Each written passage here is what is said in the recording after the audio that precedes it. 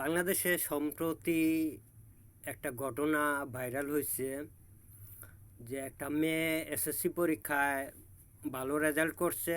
তার জন্য তার বাবা তাকে আদর করছে, গালে চুমা দিছে, কপালে চুমা দিছে, ঠোঁটে চুমা দিছে মিডিয়ার সামনে। এখন আমার প্রশ্ন হইল,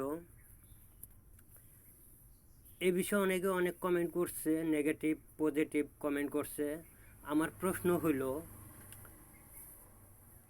দিনে দুপুরে মিডিয়ার সামনে, এত মানুষের সামনে যদি বাবা মেয়েকে জড়ায় ধরে গালে চুমা দেয়, ঠোঁটে চুমা দেয়, তাহলে ঘরের মধ্যে একা থাকলে কি করে? এটা আমার একটা প্রশ্ন। ঘরে যখন নিরিবিলি থাকে তখন তো অবশ্যই তার আদর ভালোবাসা বাড়বে। রাস্তায় যেহেতু গালে ঠোঁটে চুমা দিচ্ছে, তাহলে ঘরে কত আদর করতে পারে, এটাই আমার প্রশ্ন। তো কথার কথা হইলো এইটাই যে কপালে চুমা দিতে পারে, বাট গালেও চুমা দেওয়া যায়, কিন্তু ঠোঁটে ঠোঁটে চুমা দেওয়া এটা কোনোভাবে মানা যায় না। আর মুসলমান এবং বাঙালি কালচারের সাথে এটা যায় না, ঠিক আছে? তো প্র্যাকটিক্যালি আপনি একটা জিনিস দেখেন যে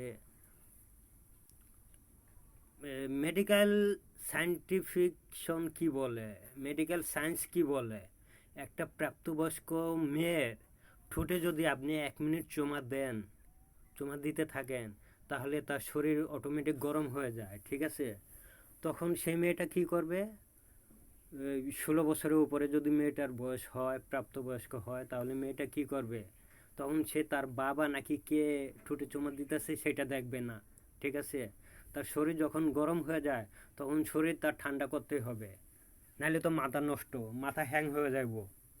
তখন কে ঠোঁটে চুমা দিচ্ছে, বাবা না ভাই না কে, সেটা দেখবে না, তখন পরিস্থিতি খারাপ হয়ে যাব। তো যাই হোক, এটা হলো আসল বাস্তবতা। আর বাঙালি এবং মুসলমান কালচারের সাথে এটা যায় না। ঠোঁটে চুমা দেওয়া যায় না, গালে চুমা দেওয়া যায় না, জড়ায় ধরাও যায় না। এমনি কপালে চুমা দিতে পারে, এমনি হালকা হাত মিলা মাথায় পরত দিয়ে আদর করতে পারে, এটাই। এর চেয়ে আর কিছু বেশি না।